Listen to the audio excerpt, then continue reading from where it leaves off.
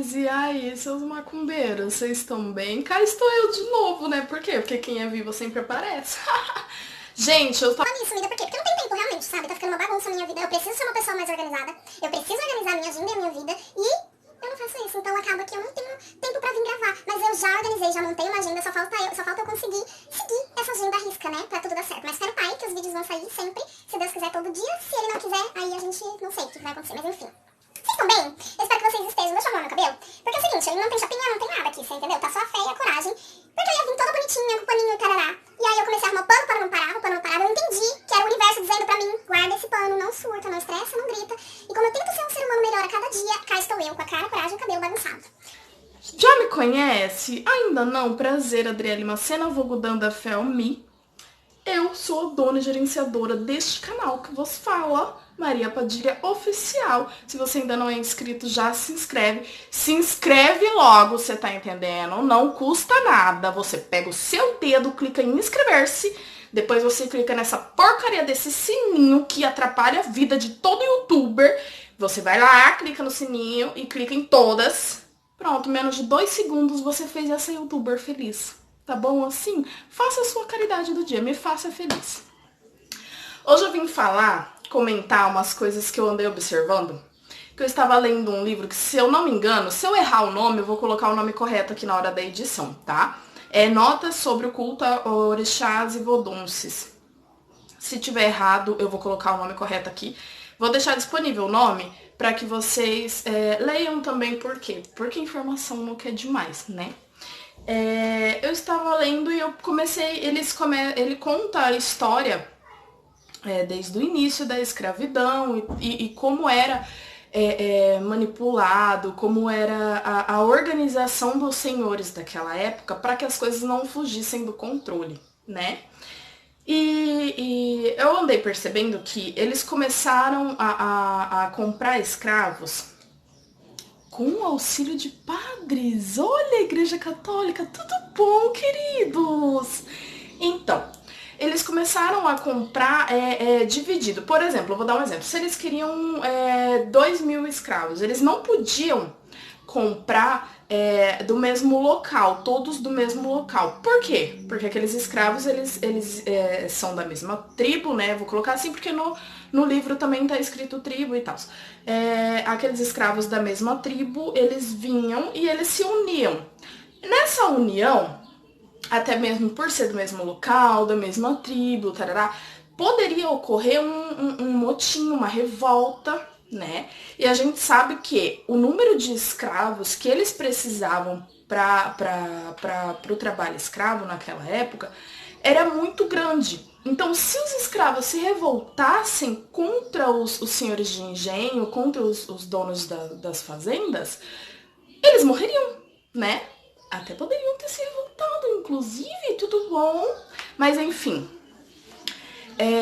para evitar isso, eles começaram a articular alguns planos e algumas rotas e para evitar que os escravos se unissem contra eles, né? E o que eles observaram? Quando eles traziam escravos, por exemplo, eu vou colocar Banto e o pessoal Yorubá. Era como se fossem tribos rivais e eles não se davam bem. Então eles observaram isso e eles disseram assim, bom, então se eu preciso de 2.000 escravos, eu vou trazer 1.000 Banto e 1.000 Yorubá, porque aí eles vão ser rivais e aí não tem como eles conseguir maquinar uma revolta contra a gente. E aí o que ocorreu? Eles traziam, né, esses escravos misturados ali para incitar essa revolta. Começou a dar errado quando eles perceberam que, mesmo sendo de locais distantes e de tribos tribos rivais, mesmo sendo de tribos rivais, eles se compadeciam do sofrimento um do outro, né? Já aqui no Brasil, já na escravidão, eles compadeciam do sofrimento um do outro, e aí não tinha rivalidade, né? Não era a mesma rivalidade da África. Então chegava aqui, eles se uniam perante o sofrimento que eles tinham, perante a vida triste que eles tinham dentro da escravidão. E aí os senhores de engenho começaram a ficar realmente muito preocupados, porque eles viram que mesmo sendo de tribos rivais, eles estavam se entendendo ali perante o sofrimento, né? Estavam se compadecendo com o outro. Então, o que eles pensaram? Bom, naquela época eles escravizavam ali de sol a sol, de domingo a segunda, de domingo a domingo, num horário absurdo, sabe? Não tem lei, não tem regra, não tem nada. Então eles pensaram, vamos dar um dia de folga, um dia de lazer para eles, porque aí quem sabe eles esqueçam um pouco essa raiva aí da gente, né? Seria como se eles conseguissem um ponto com os escravos. Ridiculamente pensado esse plano, coisa mais ridícula, mas enfim. Então eles começaram alguns, tá? Porque no livro tem essa observação de que tinham senhores de engenho que não concordavam com o plano, que queriam que eles trabalhassem de domingo a domingo, de sol a sol, de chuva a chuva, e sem horário para levantar, sem horário para dormir, sem horário para nada. Por quê? Porque o ser humano é escroto, né? Mas enfim. Então, tudo bom, câmera? Não cria vida própria, não balança. Então, seguindo o raciocínio e seguindo o plano, algumas fazendas aderiram ao plano. E aí, nesse tempo de lazer, os senhores começaram a perceber que os escravos dançavam, cantavam na língua deles, que até então os senhores não entendiam Lé com Cré, e eles ficavam observando aquilo. Quando eles chegavam para perguntar para os escravos o que eles estavam fazendo, o que eles estavam cantando, os escravos respondiam que eles estavam louvando na língua deles, né? Que eles estavam cantando, louvando na língua deles, o Senhor do Bonfim, Santa Bárbara, São Sebastião. E aí nasceu o famoso sincretismo, que a gente conhece hoje em dia aí. Como que eles pensaram nisso? Eles sabiam que se eles falassem das divindades deles, eles sofreriam grandes penalidades. Por quê? Como eu disse para vocês, a escravidão começou com um grande auxílio de padres da Igreja Católica, né? Então, se eles falassem das divindades, os padres com certeza já iriam denominar como demônio, diabo, vamos exorcizar, vamos matar. Tudo bom, Santa Inquisição, bem isso.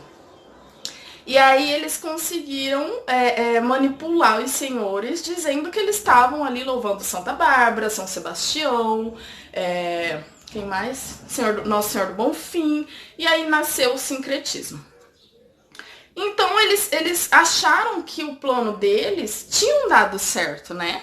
A gente vai deixar eles cantar e dançar lá na língua deles, eles ficam felizes, isso evita as revoltas. O que era para dar errado, porque a princípio o plano era o seguinte: eles davam esse dia de folga, né?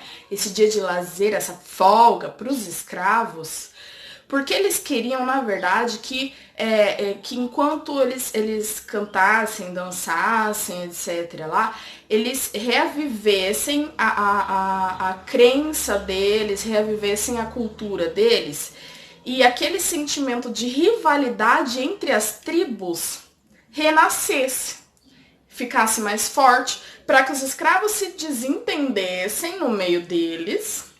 Olha a mente psicopata dos brasileiros. Para que os escravos se desentendessem no meio deles ali novamente e aquela rivalidade voltasse. Porque se entre 5 mil, 10 mil escravos que tivessem ali numa fazenda, eles fossem aí 5 mil contra 5 mil, ou então 4 mil contra 3 mil e por aí em diante, né? Fossem rivais, seria mais difícil deles se unirem para fazerem motim, fazerem revoltas, tentarem ataques contra os senhores do engenho. Até que a ideia foi bem pensada. Mais uma vez eu volto a repetir, com o auxílio dos padres católicos daquela época, tudo bom?